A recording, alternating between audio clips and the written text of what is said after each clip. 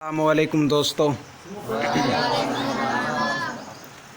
तव्हां के सभिनी के ईद जूं लख लख मुबारकूं हुजनि।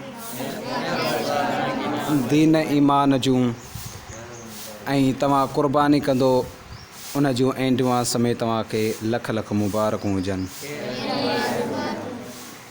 अल्लाह ताला खां इहा ई दुआ आहे त मुंहिंजो अल्लाह शाल तव्हांजे इल्म में ऐं तव्हांजी जेका सचाई आहे उन में बरकतूं अता फ़रमाए।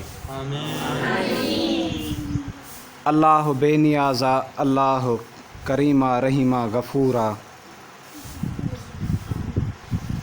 माशाअल्लाह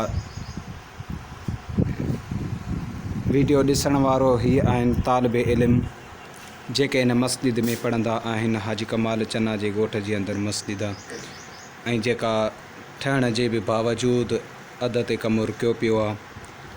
त अञा माशाअल्लाह घणा ई हुया तालिबे इल्म मगर उहे विया हलिया। ऐं अॼु माशाअल्लाह ईद जो भलारो ॾींहुं आहे। इन सभिनी खे ईद जूं लख लख वधायूं कजनि थियूं त ॾिसी रहिया आहियो। ऐं वीडियो ॾिसण वारा ज़रूरु हिन खे सब्सक्राइब कंदा ऐं लाइक कंदा ऐं शेयर करे ऐं हिन खे दुआऊं कंदा त अल्लाह ताला हिननि सभिनी खे इल्मु अता फ़रमाए। हिन खे पीउ माउ जी इज़त करण जी मुंहिंजो अल्लाह हिननि खे तौफ़ीक़ अता फ़रमाए।